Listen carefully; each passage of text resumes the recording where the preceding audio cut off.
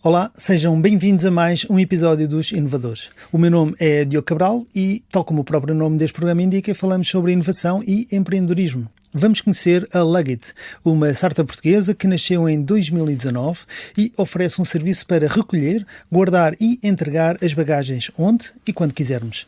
A ideia é dar mais liberdade e tempo para aproveitar as cidades, quer seja em trabalho, quer seja em lazer. Está disponível em diversas cidades europeias e já recebeu um total de 2,2 milhões de euros em 2 rondas de investimento.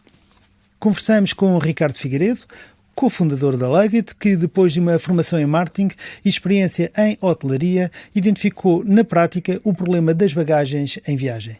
Ricardo, bem-vindo aqui aos Inovadores. Obrigado, Diogo. Então, conta-nos lá qual foi o problema que identificaste na vida dos viajantes e o que é que levou a criar a Luggit?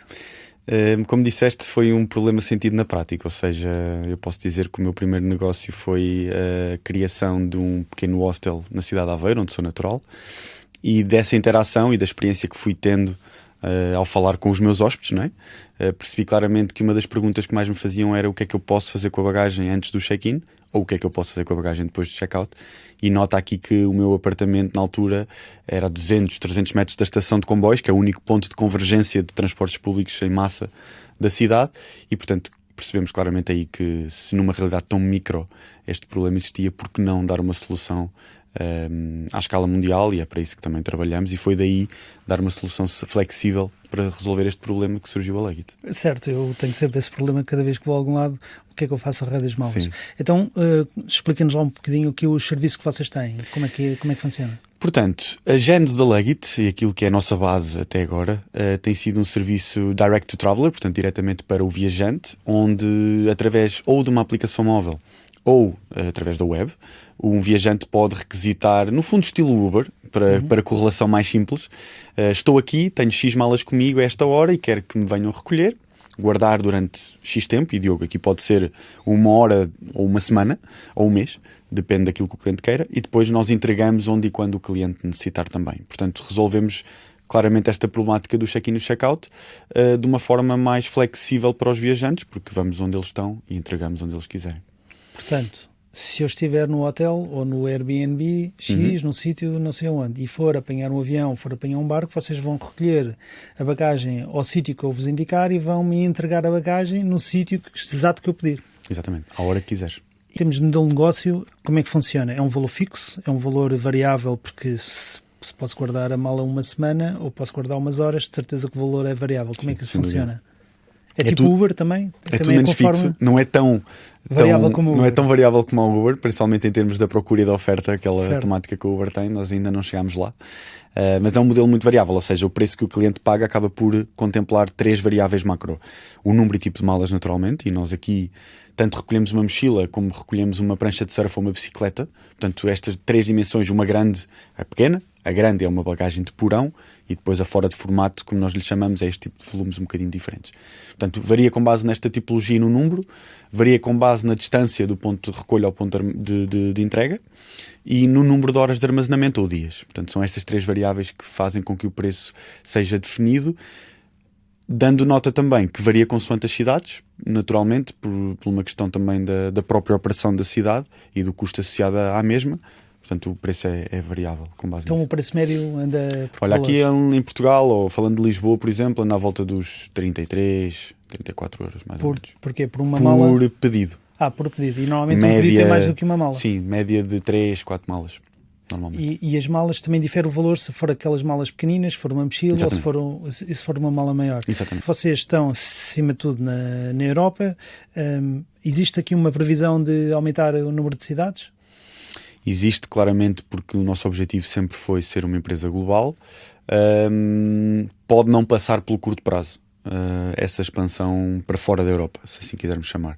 Depende um bocadinho também daquilo que possam ser relações estratégicas que desenvolvamos, mas acima de tudo o nosso foco hoje está na verticalidade do nosso produto, está em oferecer diversos, ou seja, há bocado falaste-me do modelo de negócio e eu não explorei outra vertente que nós também estamos a desenvolver e que é muito interessante. Agora, assim. Sim, que tem a ver com a componente B2B. Hoje a Luggit não só para o viajante, como eu acabei por referir, que pede diretamente como se fosse um Uber, mas e também... no B2C, deixa-me só ainda claro. ficar aqui no B2C, Sim. Isto é só para turistas ou também é para pessoas que estão em trabalho? a viajar em Para trabalho. pessoas que também estejam em trabalho. Mas maioritariamente serão turistas. Também muito pela nossa própria estratégia de aquisição, como é óbvio, mas maioritariamente turistas.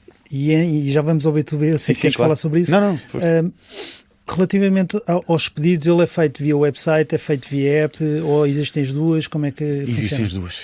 as duas. Maioritariamente, qual é que é utilizado? Website. O website é mais utilizado. Isso porquê? Porque as pessoas pedem com antecedência esse tipo de serviço? Porque as pessoas pedem com antecedência e porque, mais uma vez, pela nossa estratégia de aquisição. Ou seja, o que é que eu quero dizer com isto?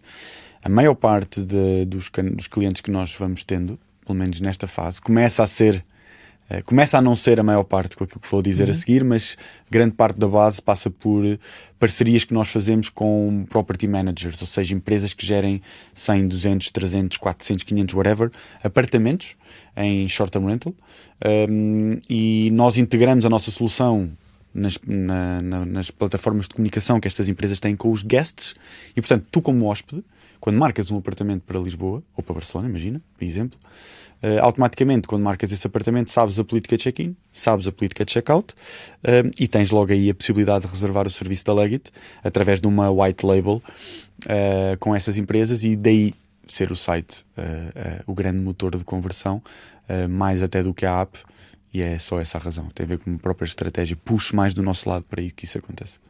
Então, agora falando novamente sobre o modelo de negócio. Portanto, isto era o B2C, agora vocês estão a focar-se no B2B, pelo que eu percebi, e conta-nos um pouco. Sim, nós cerca de há 7, 8, 9 meses, mais ou menos nessa altura, começámos a intensificar um bocadinho os contactos aqui em torno de empresas do setor turístico que possam ver na proposta de valor da Leggett o incremento à sua própria proposta de valor. Resumindo em linguagem corrente, uma agência de viagens, um operador turístico que trabalhe grupos, sejam eles grupos executivos, que temos muitos, ou sejam grupos de lazer, pode comprar diretamente à Leggett X malas, não é? X volumes, a um preço unitário de volume, que naturalmente difere o preço quanto mais volumes contratar, claro. E a partir daí nós temos uma relação puramente B2B com este operador, que depois integra este serviço numa proposta de outros serviços, desde voo, alojamento, whatever. E portanto nós temos sentido aí uma atração muito grande deste tipo de serviço, quer transporte, aeroporto, hotel, aeroporto, quer até mesmo transporte entre cidades, que é algo que nós estamos cada vez mais a desenvolver e a notar uma procura muito grande, e portanto o nosso serviço... E quando diz entre cidades, estamos a falar de entre cidades europeias? Maioritariamente estamos Lisboa, a começar por Lisboa e Porto, okay. Este tipo de interações. Não vou a Barcelona, não vou levar uma mala a Barcelona.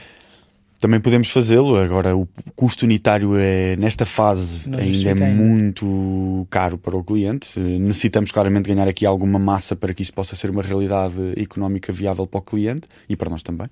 Quem é que será a vossa maior concorrência? Há plataformas, eu já viajei obviamente, e já procurei este tipo de serviços. E além da vossa plataforma, existem outras que é tipicamente que é locais fixos, ou pelo menos que eu tenho detectado são locais fixos. E vais a um sítio, guardas a mala e depois no final do dia, ou quando quiseres, vais lá buscar a mala àquele sítio. Portanto, não tem esta mais-valia de eu deixo no ponto A e entrego uma mala no ponto B, que é o aeroporto ou o barco, o que seja. Existem outras plataformas já a fazer algo similar ao vosso? Eu sei que no início não, agora como é que é? Eu posso estar com o meu benchmark desatualizado, que não acredito, mas acho que com a nossa tecnologia e com a nossa experiência ainda não existe. Existem outras empresas que oferecem pick-up and delivery, mas muito integrado em companhias aéreas, com um tipo de serviço um bocadinho diferente do nosso. Esta flexibilidade, eu estou aqui e quero agora para ali àquela hora, creio que ainda não existe. Próximos passos, o que é que vem agora a seguir? Os próximos passos, queremos levantar uma ronda de investimento no próximo ano. Terceira ronda de investimento. E o objetivo dessa ronda é, como estava a dizer, e depois até acabei por não explorar muito, antes até se calhar de uma própria horizontalidade e espalhar mais cidades e até sair da Europa, o nosso objetivo é desenvolver tecnologia para que todos estes casos de uso da bagagem, nomeadamente entrar e reforçar a presença no B2B com outros players até para além daquilo que são os operadores turísticos, os tour operators ou até mesmo as agências, podermos ter uma solução integrada que permita esta diversidade de casos de uso que um viajante pode encontrar, tentarmos sedimentar muito bem esses casos de uso nos mercados onde operamos, e essa ronda de investimento servirá maioritariamente para isso a nível de produto e de vendas, e depois sim, provavelmente aumentar o número de cidades. Olha, Ricardo, muita sorte Obrigado. para essa terceira ronda de investimento. Infelizmente o nosso programa de rádio tem que terminar e boa sorte para vocês. Obrigado pelo convite. Eu e Ricardo Teixeira vamos continuar a conversar e tanto este programa de rádio como o resto da conversa ficarão disponíveis na RTP Play e nas diversas plataformas de podcast. Se quiserem acompanhar mais histórias inovadoras de sucesso, já sabem, subscrever o canal nas redes sociais ou nas plataformas de podcast. Muito obrigado a todos. Eu regresso no próximo episódio. Vocês receberam 2,2 milhões de euros de investimento, já que estamos aqui no tema do investimento. Vocês receberam 2,2, sendo que, como foram criados em 2019, a vossa primeira ronda foi logo no início, da Portugal Ventures, 400 mil euros, e logo a seguir levam com a pandemia em cima, não é? Portanto, as viagens acabaram e de repente o vosso modelo de negócio acabou. Sim. E vocês, miraculosamente, em 2023, conseguem levantar 1,8 milhões de euros. Miraculosamente, aqui é uma piada porque... Não está longe da realidade. 1,8 milhões de euros logo a seguir à pandemia, de certeza que não foi fácil. O facto da pandemia vos ter afetado bastante, portanto, de certeza que o vosso track record deve ter caído para aí abaixo, né? Tiveram pelo menos 2 anos, digo eu, quase sem, ou com muito pouca faturação. Agora querem arranjar uma terceira ronda de investimento. Como é que foi este processo, não para a ronda inicial, mas o processo da ronda inicial para a segunda ronda, de levantar 1,2 milhões de euros numa altura de pandemia? Como é que isso foi? A segunda ronda de investimento já veio um bocadinho depois da pandemia, não é? Levantámos em novembro de 23, já quase, felizmente, já um não ano e tal a seguir à pandemia, já não se falava. Fechado. Agora, as métricas que pudemos construir... Para a pandemia, as métricas para a ronda de investimento é que foram... Sim. Deve ter sido engraçado. Como é que isso foi? Sim, foi engraçado. Hoje, olhando para trás, claro. Pondo aqui o devido parênteses no Exato. engraçado no meio disto tudo... A pandemia foi muito interessante para nós, do ponto de vista de introspeção e até de outros passos que demos no negócio, porque naturalmente a nossa perspectiva quando começámos e levantámos a primeira ronda de investimento, para te ser muito honesto, Diogo, era irmos numa componente puramente B2C, tínhamos uma aplicação live, portanto íamos apostar, e até o próprio mercado de VC na altura havia muito este framework de growth at all costs, portanto nós íamos realmente investir em marketing, ser muito agressivos, e acabámos por não conseguir... Quando diz uma aplicação live, isso quer dizer exatamente o quê? Uma aplicação móvel, ou seja, o nosso único produto à data... Era só a aplicação, era a não aplicação tinha o móvel, site. exatamente. Desculpa não ter dado esse contexto. Sendo que o que me disseste há pouco é que hoje em dia maioritariamente as pessoas utilizam o site. Portanto, e já vais isso perceber significa porquê. Que foi um pivot que vocês tiveram a fazer aí. Exatamente, okay. E já vais perceber porquê. Portanto, nós começamos só com a aplicação móvel disponível em iOS e Android para o cliente final, e essa era a nossa estratégia de aquisição e era aí que íamos. Com a pandemia, nós, depois de fazermos muitas outras coisas que não bagagens, ou seja, também foi um momento bom para a Luggit. Andaram a testar as águas. Testámos as águas e, acima de tudo, ajudámos muitas pessoas. Por incrível que pareça, nós, durante a pandemia, acabámos por lançar um pivot que durou só durante 3 meses, que era o We Move It. Sim, lembro-me disso. Em que andámos a transportar bens e coisas a pessoas que não pessoas a transportar coisas. Como não podíamos sair de casa na altura, ou certo. até mesmo nós acabámos por fazer isso pro bono. Todo o dinheiro que os clientes queriam pagar foi dado aos nossos operadores, aos nossos keepers, que são as pessoas que andam nas ruas, porque também dependiam e também tinham rendimentos na altura impactados naturalmente pela pandemia, têm famílias e têm uma vida. Portanto, nós acabámos por ter essa postura que nos orgulhamos muito, e que foi também não só do ponto de vista social e humano, um reforço das nossas parcerias que hoje ainda continuam. Naturalmente, falando de Lisboa e do Porto, na altura eram as cidades onde nós temos, os operadores continuam os mesmos, e a relação é forte e humana, muito também por isso, e não só. Mas, acima de tudo, a pandemia mostrou-nos que fez-nos pensar, fez-nos ter tempo, e hoje, como falávamos há pouco, o nosso maior canal de aquisição é através do short-term rental, é através da integração com estes property managers, porque nós entendemos que o custo de aquisição, numa altura em que o dinheiro, depois de ter sido angariado, demorou, não é? Tínhamos uma estrutura a consumir esse dinheiro, e portanto tivemos de ser um bocadinho criativos, e naturalmente pensar em como é que nós adquirimos clientes de forma mais barata, e esta foi um bocadinho back to the roots, olhar para a gênese da Luggit, perceber que eu era um property manager, ainda que numa dimensão muito pequena, e se eu tinha este problema, porque não dar aos property managers também uma solução para os seus clientes, e com isto acabar por melhorar ter... também a experiência para Sem dúvida. deles com os clientes deles. Um property manager que gira, eu vou entrar aqui, duas já é complicado, mas imagino que um property manager gera 500 casas, que há vários. 500 pessoas por dia a pedir para entrar mais cedo e a sair mais tarde. Alguém quer entrar mais cedo e as que estão lá querem sair mais tarde. E maioritariamente é pela questão da bagagem. E portanto nós acabamos por dar a estas empresas também uma solução muito mais fácil que, também interessante, do ponto de vista da pandemia, houve muita empresa que tinha posto físico, que tinha um escritório, que deixava que as pessoas deixassem lá as malas, ou uma recepçãozinha na porta dos apartamentos. Tudo isso foi digitalização, fechaduras eletrónicas, automação, e a Leggett entra neste campeonato aqui, entrou dentro destas propostas deste framework e acabámos por ganhar algo com isso. E depois a própria ronda de investimento, que era essa a pergunta, veio por aqui, por a validação deste caso de uso, ou seja, provámos que dentro de tudo aquilo que nós queremos fazer na temática da bagagem, este primeiro layer tem Product Market Fit, e agora estamos nos outros. E ao mesmo tempo conseguimos provar que a operação podia escalar para mais do que uma cidade. Neste caso, Barcelona foi um case study para essa própria ronda, através deste canal de aquisição. Então agora vamos, para quem não conhece o sistema, vamos tentar aqui entrar um bocadinho no detalhe, até para eu próprio perceber um bocadinho melhor. Sim. Portanto, vocês ao fim e ao cabo é como se tivessem dois clientes, porque os keepers, como tu há pouco chamaste, que são quem guarda as malas, sim, não são vossos funcionários, portanto, são pessoas que vocês de algum modo subcontratam, quase tipo Uber, não é? Portanto, vocês têm os keepers e têm o cliente que vai pedir para alguém guardar a mala. Esses keepers, como é que vocês os angariam? Que tipo de pessoas são estas? Eles só fazem isto, fazem outras coisas e para o meio vão fazendo isto? Como é que funciona? Olha, uma grande pergunta. E aqui, ao contrário do que eu disse no início, não é tipo Uber. Estranho que pareça. Okay. Ou seja, é tipo Uber numa perspectiva pura e dura de modelo de negócio, em que, claro, os condutores não são nossos funcionários, nós pagamos-lhe uma fee por cada serviço que fazem. Modelo Uber, nós somos a plataforma, eles são os operadores. Até aqui tudo bem. Mais uma vez, depois da pandemia, numa fase inicial nós tínhamos esta perspectiva de Uber, ou seja, o Diogo, o Ricardo, o António, qualquer um que tivesse um carro podia ser de facto um condutor da Leggett, e nós aí chamávamos-lhe driver. Com a pandemia nós mudámos esta perspectiva e nós não fazemos parcerias hoje.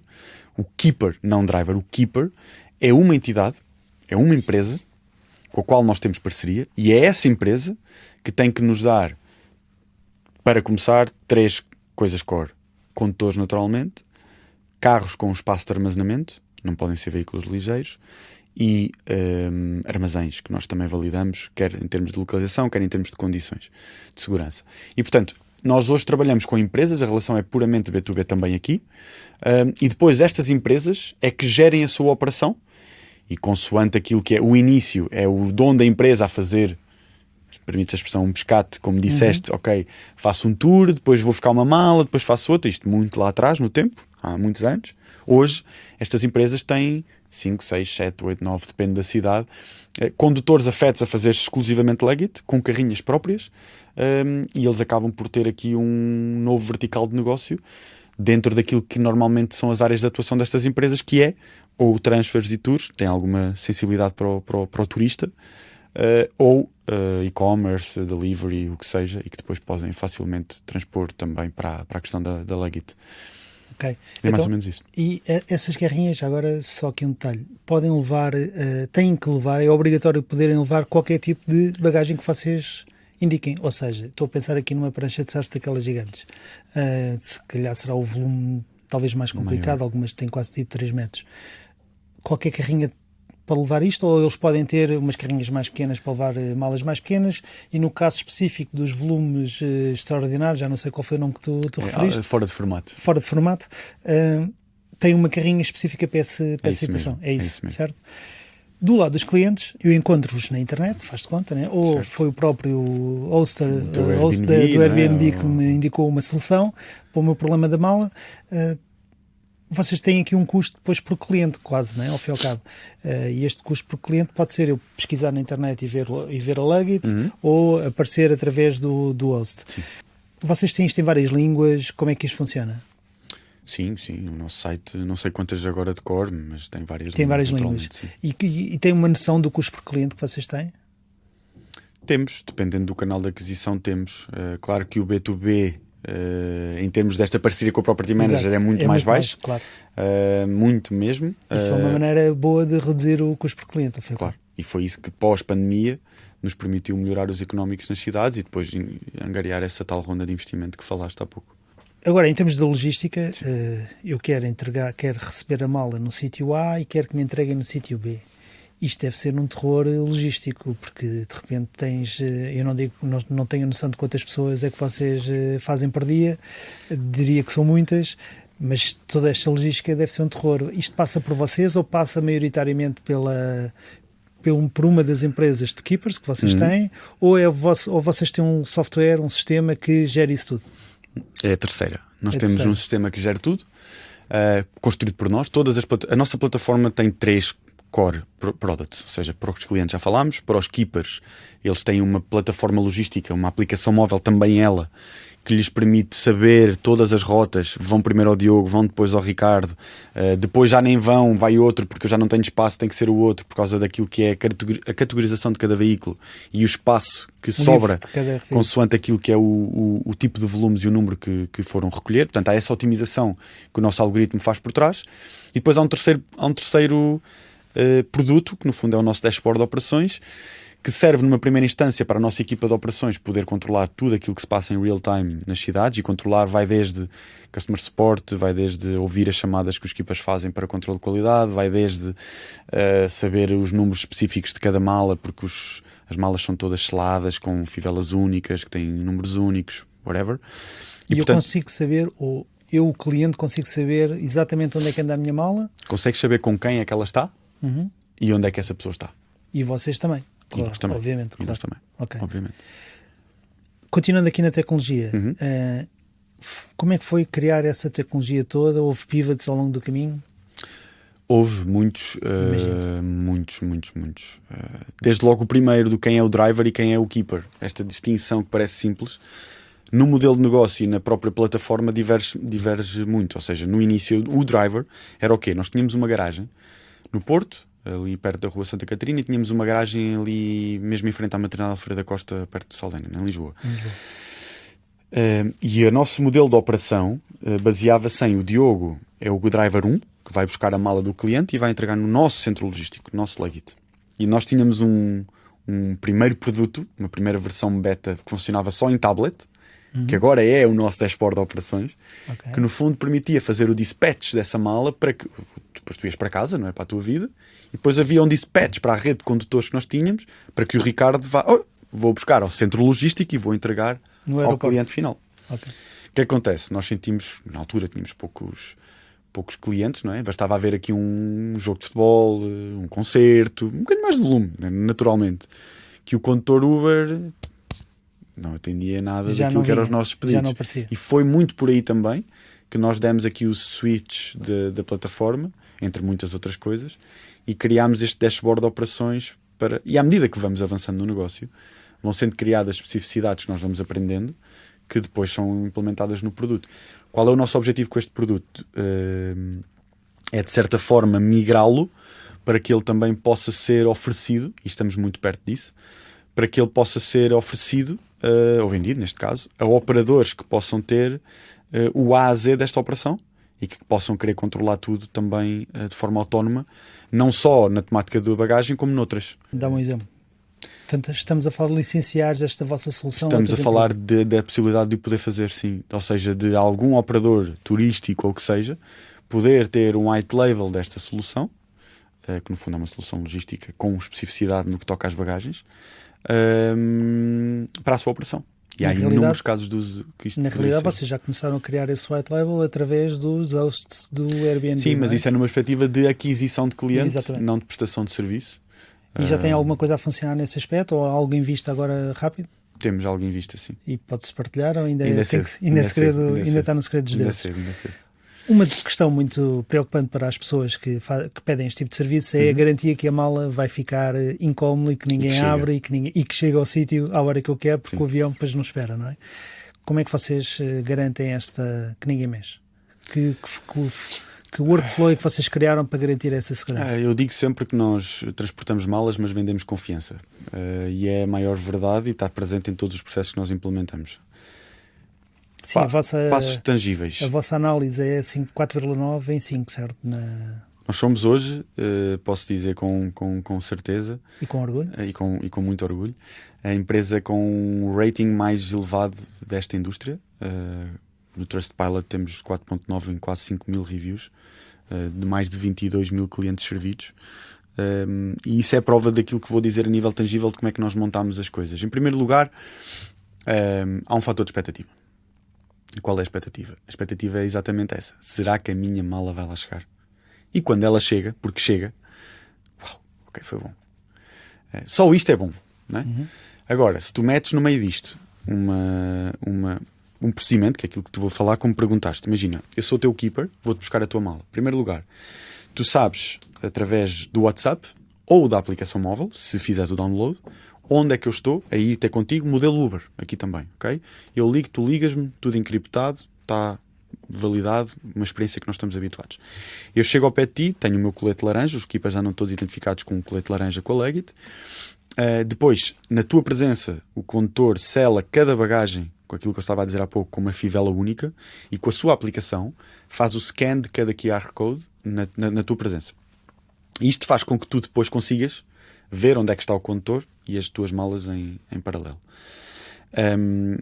Esta é uma dimensão. Outra dimensão, que é aquilo que é os keepers, é nós que termos um controle muito exaustivo da qualidade do serviço, desde logo com a escutação das chamadas, desde logo com a partilha periódica com estas entidades de performance dos keepers que eles nos alocam, desde logo as chamadas, o responsive time, os atrasos, tudo e mais alguma coisa. Temos uma política de atraso ou de cliente ou nossa de igual forma, tanto cobramos ao cliente como reembolsamos também.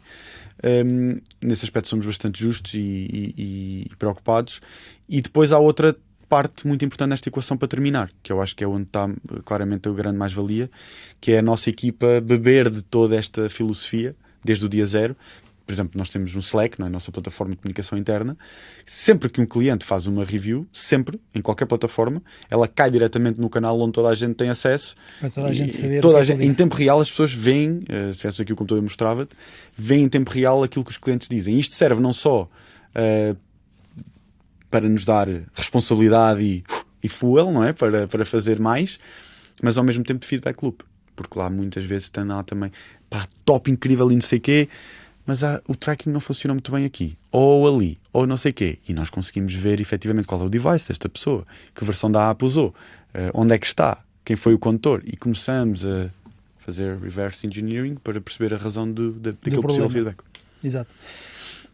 Outra coisa que acontece no vosso dia-a-dia, em termos de terror logístico, há bocadinho estávamos a falar, é a sazonalidade. Ou seja, vocês estão em Lisboa e no Porto, vamos olhar agora aqui só para Portugal, se calhar Lisboa e Porto são cidades que vivem bem durante o inverno em termos de volume de utilização. Mas no verão, eu diria que o volume aumenta e se calhar se tivermos um evento qualquer complicado, sei lá, um congresso com não sei quantos mil médicos como houve no outro dia, ou de uma igreja qualquer, de repente temos milhares de pessoas a entrar pela cidade e provavelmente milhares de pessoas a utilizar a vossa solução.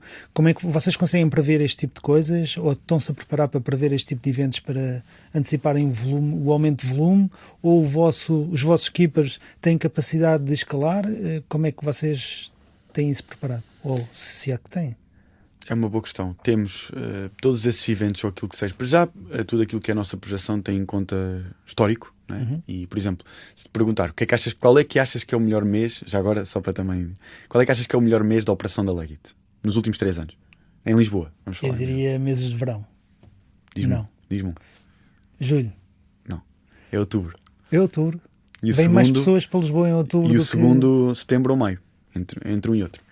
Portanto, é sem verão. Okay, é sem julho e sem agosto. Muito bem. Maio compreende. Normalmente há muita gente a viajar em maio. Pronto, mas eu com isto quero dizer, vamos fazendo essa... Com base no histórico também, não é? Essa é a primeira dimensão e é mais fácil de fazer. Claro.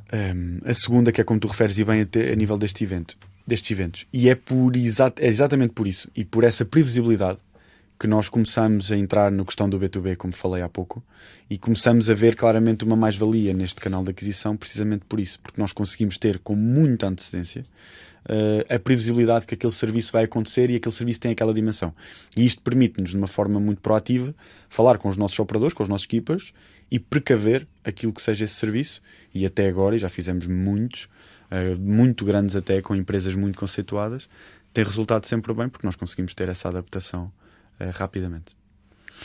Uma das situações foi vocês foram reconhecidos pela Organização Mundial do Turismo, tiveram aí um reconhecimento. Portanto, o que é que isso significou, essa distinção para vocês? Foi muito importante porque foi após a primeira ronda de investimento. Foi numa altura também em que nós estávamos a começar a contratar as primeiras pessoas, para além da equipa fundadora. E, portanto, foi algo muito importante para nós, não só numa perspectiva de valorização daquilo que tínhamos feito ainda sem dinheiro, mas, acima de tudo, também na perspectiva de o que é que podíamos fazer para a frente. E foi muito importante, claro. Quantas pessoas é que vocês hoje em dia têm?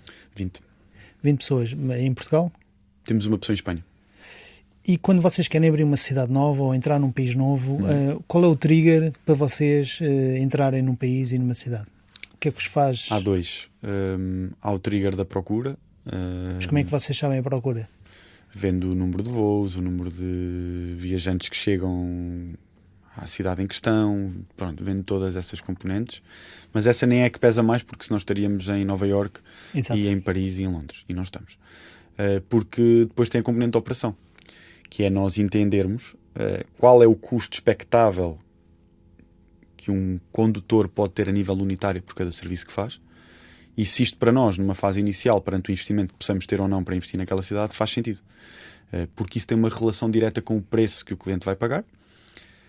E números hipotéticos. Imagina que queremos abrir em Nova Iorque. Se não quisermos nós, empresa, investir para baixar o preço, e esse investimento é aquilo que pagamos ao keeper para ele fazer 1, 2, 3, 4, uma fase inicial enquanto não há atração, ou então o preço para o cliente tem que refletir esse custo para o keeper. Estamos a falar, imagina, de 90 euros, 70 euros, 80 euros, whatever. Mas é mais ou menos essa ordem de grandeza. E isto depois não faz com que não haja negócio. Portanto, há sempre esta dimensão, diria, maioritariamente da própria operação, de entender a eficiência financeira e entender se temos força também nós para poder ter aqui uma time window de investimento ou não, consoante aquilo que é a cidade. Sim, ou seja, cada vez que estás a entrar numa cidade há ali um custo inicial do vosso lado, claro, até ganhar a tração, claro, certo? Sim. Olha, muito obrigado por teres Obrigado vindo eu aqui. pelo convite. Agora tenho aqui umas perguntas que nós aproveitamos para fazer tesas para as redes sociais. Estás pronto? Vamos a isso. Então, primeira pergunta. Quem é a pessoa que mais te inspira? A nível de empreendedorismo, eu diria Steve Jobs. Porquê? Por tudo aquilo que a Apple é, por tudo aquilo que a Apple podia ter sido e deixou de ser quando ele entrou novamente em 97, quando voltou, e por toda a inspiração que ele próprio traz para a Apple. Vem muito trazido do Nike, vem muito trazido do Walt Disney, ou seja, a forma como ele vê, ou via, neste caso, o negócio, inspira-me bastante.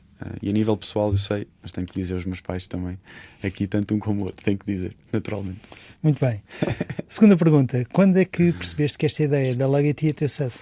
Olha, essa é uma pergunta top. Nós temos no nosso escritório uma foto da chave, uma chave de um dos quartos do meu hostel, com 3 moedas de €1. Isto foi dos primeiros, se não os primeiros clientes, não me lembro, eram 2 raparigas suecas, que na altura mandaram mensagem para mim enquanto viajantes, enquanto hóspedes, e eu mandei-lhes a dizer que havia um serviço novo e tal, não sei o quê, que íamos buscar as malas à estação. Na altura era o que fazia com o meu carro, mandava a foto da matrícula, foto da carta de condução, foto do cartão de cidadão, e esperava-as à porta da estação com cadeados físicos mesmo, com chave. Se eu perdi a chave era um problema. E então fiz isso, fui buscá-las à estação, as malas e tal, não sei o quê. Depois, quando foi a hora de check-in, elas viram que eu também estava a fazer o check-in. Então check-in, malas. Isso é pá, sim, é um serviço que nós estamos o hostel a desenvolver, eu estou a acabar por fazer isto, não lhes falei muito mais disso. Quanto é que pagamos? Porque o site nem sequer permitia pagamento, tinha erros ortográficos e tudo. Aquilo foi mesmo um piloto dos pilotos. Tudo feito em cima dos joelhos. Sim, para testar. Exato. E acho que é uma grande mais-valia e algo que as startups devem fazer, pelo menos eu tenho essa percepção. Quanto mais rápido testarmos, melhor. Mas pronto, não é essa a pergunta. E no final, no último dia, quando elas saíram da estadia delas, eu fui lá para ver o quarto, para fazer a limpeza do quarto. Na altura o negócio estava a começar, eu também fazia isso para rentabilizar, não é? O negócio, naturalmente. E cheguei lá e vi 3 moedas de €1 ao pé da chave, na mesa. E tirei uma foto, mandei para os meus co-founders e disse: se alguém nos paga 3 euros por esta experiência horrível, não é? Porque não há tecnologia, não há nada, são 200 metros, atenção, eu acho que nós temos aqui pernas para andar. E esse foi, lembro-me desse momento, imprimimos a foto e essa foto está no nosso escritório e toda a gente da empresa sabe o que é que essa foto representa. Sabe o que é que aquela foto quer indicar, muito bem. Pior experiência que já tiveste com um cliente? Talvez eu diria um caso que nós tivemos no início ali, talvez, eu já não me lembro bem, mas acho que foi na altura da pandemia, em que tivemos uma pessoa que estava a fazer mudança de casa e na altura recorreu ao nosso serviço, não sendo nós um serviço de mudanças, mas na altura, na pandemia, como te lembras, nós tínhamos que fazer tudo para tentar ter alguma coisa. Então fomos atrás dessa pessoa. Eu agora não sei precisar a localização do apartamento em Lisboa, mas era uma zona velha, uma zona histórica, em que o apartamento não tinha elevador e era um 3º ou 4º andar, era assim uma coisa. E era muita coisa. E a senhora não ajudava em nada. Até porque ela não era uma pessoa idosa, era uma pessoa que tinha capacidade, tinha essa capacidade para. E lembro-me dela ser bastante chata com essa componente de entregar exatamente à porta do elevador, ao qual nós na altura fizemos com muito agrado, naturalmente, para satisfazer, mas que lembro-me que foi um cliente peculiar. Nova pergunta. Pior asneira que já cometeste ao longo da tua carreira?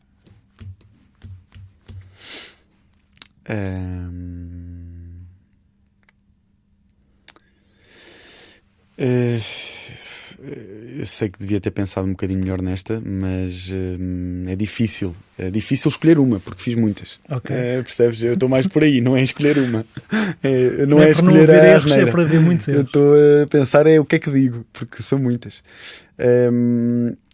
Há uma clara que me vem à cabeça, que eu digo asneira porque na altura parecia uma asneira, mas eu hoje vejo o valor dela. Que foi quando eu deixei de trabalhar na Decathlon quando era mais jovem e fui trabalhar para uma empresa de indústria na minha área, que é marketing, e portanto foi o meu primeiro emprego dentro daquilo que é um 9 to 5 na minha área de formação.